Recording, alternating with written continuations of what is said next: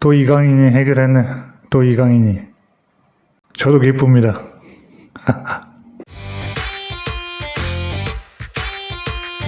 안녕하세요. 유럽에서 축구 소식 전해드리는 축구 라리가 채널입니다. 어제 드디어 북중미 월드컵 아시아 2차 예선이 끝났죠. 대한민국이 중국의 1대0 승리를 거두며 조 1위로 아시아 최종 예선에 진출했습니다. 중국은 두 줄 수비 버스를 세우면서 95분간 주구장창 수비만 했습니다. 이것은 수치상으로도 나오는데요. 유효 슈팅 숫자 0개, 점유율 무려 19%, 처참한 패스 성공률 등 전반적으로 봤을 때 해도 너무할 정도로 수비만 했습니다. 축구 경기를 하러 온 건지 수비 연습을 하러 온 건지 모를 정도로요. 월드컵 예선에서 이런 경기를 하는 것은 진짜 약팀하고 할 때만 나오던 모습이었는데요. 중국이 그런 모습을 보여줬습니다. 중국 언론이 보통 자신들에게는 굉장히 관대하고 사실 왜곡도 서슴지 않는데요. 중국 언론들조차 비판적인 견해를 드러냈을 정도입니다. 또한 중국 축구는 거칠어서 세계적으로 쿵푸 축구라고 불리기도 한데요. 어제도 옐로우 카드 4장을 받은 것을 제외하고도 손흥민 선수를 비롯한 우리 선수들에게 계속해서 반칙성 플레이를 하며 부상 우려를 자아내기도 했습니다. 이렇게 90분 내내 수비만 하고 반칙성 플레이를 한 중국 상대로 득점을 하기는 쉽지 않았던 게 사실입니다. 그리고 어떤 팀도 이런 상황에서는 득점하기가 쉽지는 않습니다. 그래서 승리하긴 했지만 단 한 골만 터졌는데요. 그 유일한 골은 후반 16분에 기록된 바로 이강인 선수의 골이었습니다.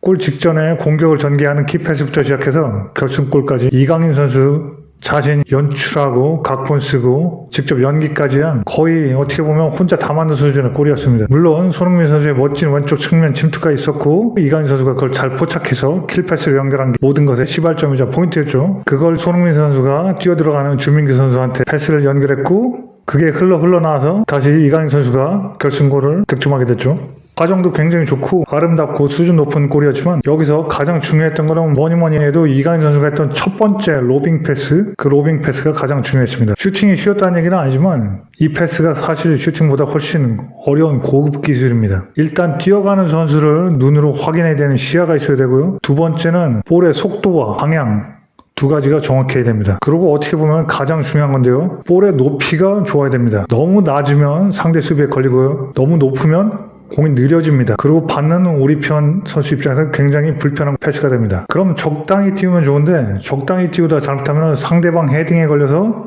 소유를 잃게 되고 순식간에 역습을 당할 수 있게 됩니다. 이게 최악의 상황입니다. 그러니까 보통 감독들도 패스를 할 때 상대방에 걸리는 패스를 하는 걸 막는 게 제일 첫 번째입니다. 좋은 패스를 하는 것보다 오히려. 그래서 이 상대방 수비들이 점프를 해도 헤딩을 해도 살짝 닿지 않을 정도의 그 간발의 정도 높이로 패스를 날리는 게 굉장히 중요한 겁니다. 이런 패스를 할 수 있는 선수들이 세계적인 수준에서도 많지가 않습니다. 물론 볼 스피드나 볼의 정확도 그리고 볼의 높이 이 전체를 다 따졌을 때요. 시야가 좋아도 상대방의 공을 차단당할까봐 겁나서 패스를 못하거나 너무 높게 주는 선수들이 일반적입니다. 근데 이강인 선수는 자신의 기술에 믿음이 있기 때문에 그리고 자신의 왼발의 정확성을 알고 있기 때문에 자기가 원할 때 막 날릴 수 있는 거고 그걸 아무 때나 하니까 쉽게 보이는 겁니다. 하지만 보통 쉽게 할 수 있는 기술은 아닙니다. 그래서 결론적으로 이 패스가 첫 번째 로빙 패스가 제일 중요했고요. 그래서 아주 멋진 패스였고 이 패스로 손흥민 선수에게 전달이 되고 골까지 이어졌습니다. 자, 그럼 여기서 이강인 선수 골 장면에 대해서 해외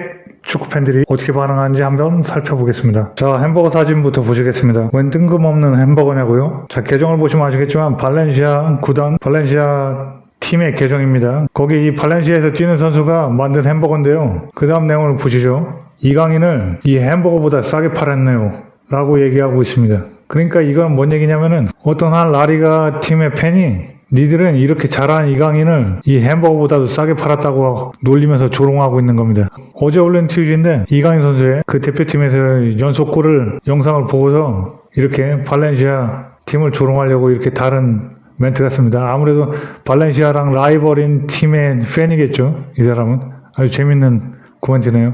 이렇게 잘하는 이강인을 이 햄버거보다 싸게 팔았다. 다음 트윗을 보면 손흥민이 없으면 이강인이 있다.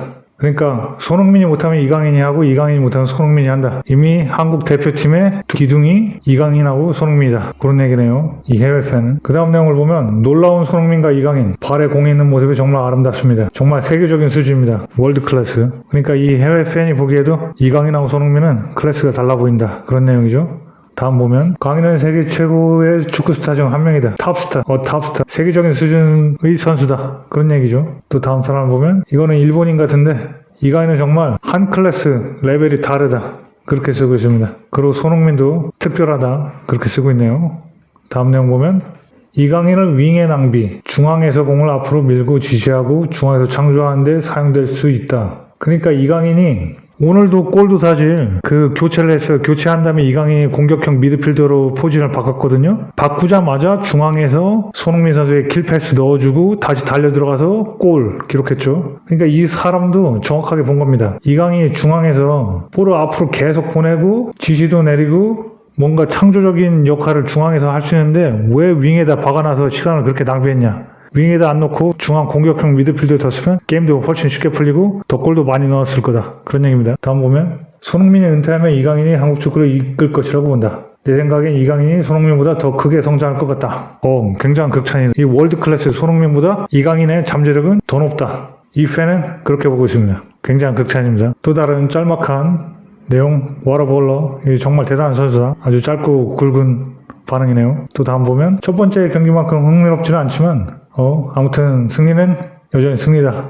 잘했다 한국. 그리고 잘해서 이강인. 그렇게 썼네요. 싱가포르 경기는 7대0 나와서 뭐 굉장히 보는 재미도 굉장히 쏠쏠했죠. 근데 중국이 너무 더티하고 너무 수비적으로 나와서 사실 경기가 그렇게 즐길 수 있지는 않았습니다. 그래도 승리는 여전히 승리죠. 그리고 단 한 골이지만 우리 대표팀의 멋진 콤비네이션 이강인 선수로부터 시작해서 마무리된 멋진 콤비네이션 골을 즐길 수 있었죠. 또 다음 보면 이강인은 언제나 한국을 어둠 속에서 끄집어낼 것이다. 미래형으로 썼네요. 그러니까 오늘 경기처럼 경기 안 풀릴 때 항상 뭔가 한 방 해줄 수 있는 선수가 이강인이 될 것이다. 그렇게 보는 내용입니다. 이강인은 왜 이렇게 좋은 걸까? 이강인은 왜 이렇게 잘하지? 뭐 이런 내용입니다. 네. 또 다음 보면 이 사람도 그 다른 사람하고 비슷한 반응인데요. 버스 주차하는 팀들 상대로 이강인이 미드필드에서 뛰는 걸 보고 싶다. 그렇게 썼네요. 그렇죠. 이 사람도 잘 봤는데 이강인이 중앙에 오면서 경기가 풀리기 시작했던 것 같습니다. 제 개인적인 견해로도 이강인 선수는 윙에서도 뛰어나지만 중앙 공격형 미드필더가 최고의 포지션 같습니다. 이 팬은 인도네시아 팬인데 오늘 밤 인도네시아 대표팀은 이강인, 손흥민 이 빙의했으면 좋겠습니다. 아멘. 이렇게 썼는데 인도네시아도 그 마지막 경기가 있었고 정말 중요한 경기였죠. 최종 예선까지 갈 수 있냐 안 가냐. 우리 신태용 감독이 인도네시아 이끌고 있는데 다행스럽게도 필리핀 상대로 2대0으로 승리했습니다. 이강인 손흥민 선수가 그 인도네시아 선수에 빙의했는지 안 빙의했는지 잘 모르겠네요. 경기를 못 봐서. 또 다음을 보면 이거는 좀 안티팬인데 파리 팬입니다. 아니 파리 팬이 아니라 안티 파리 팬입니다. 그 안티 파리 팬이 뭐라도 트집 잡으려고 이렇게 썼어요. 지금 뭐 중국하고 경기하는지 차이나하고 경기하는지 베트남하고 경기하는지는 모르겠지만 이 골 넣었을 때 이게 그냥 오늘 경기에서 이강인이 유일하게 좋아 보였던 장면이다. 이렇게 좀 트집 잡으려고 얘기하고 있습니다. 그러니까 다른 파리 팬이 하는 말이 그는 라리가에서 꽤 좋은 모습을 보였다. 시즌 올해 팀의 후보로 올라가기도 했었다. 올해 팀의 후보 중 한 명이었다. 그렇게 하면서 반박하고 있습니다. 그리고 다른 사람은 또 파리 팬인데 라리가에서 굉장히 잘했었는데 지금 클럽도 바뀌고 리그도 바뀌었다. 그리고 팀 동료도 바뀌고 상대 플레이 스타일도 다 바뀌고 굉장히 전환기다. 그러니까 당연히 적응하는데 시간이 걸린다. 그러니까 너 헤이터는 쓸데없는 트집 잡지 마라. 그렇게 얘기하고 있습니다.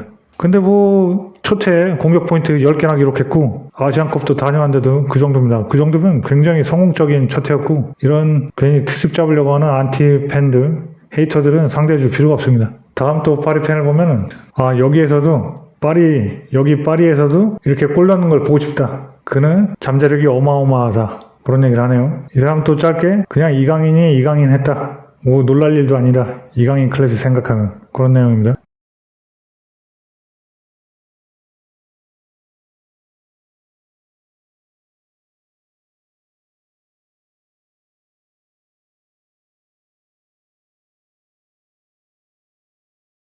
자, 이렇게 해서 오늘 간략하게 어제 경기 하이라이트였던 골 장면과 이강인 선수 위주로 해외 축구 팬들 반응을 알아봤고요. 정말 이강인 선수가 시발점이 되고 마무리까지 하는 멋진 장면이었습니다. 물론 손흥민 선수를 비롯해서 주민규 선수 등 여러 선수들의 콤비 플레이가 만들어낸 공통의 작품이지만 이강인 선수가 오늘 골의 주인공이었다는 건 누구도 부정할 수 없습니다. 손흥민 선수와 더불어 대표팀을 떠받치는 기둥으로 이미 급성장하고 있는 이강인 선수의 국대 경기들이 앞으로도 더 기다려지고요. 오늘 봤다시피 이강인 선수는 공격형 미드필드 자리가 최고입니다. 엘리케 감독이 싱가포르 경기랑 어제 중국 경기 하이라이트라도 봤으면 좋겠고요. 파리에서도 반드시 공미 자리를 얻어내는 이강인 선수가 됐으면 좋겠습니다. 자, 그럼 축구라리가 오늘 여기까지 하겠고요. 더 흥미로운 얘기로 찾아뵙겠습니다. 제 얘기가 재밌었으면 구독, 좋아요, 댓글 부탁드립니다.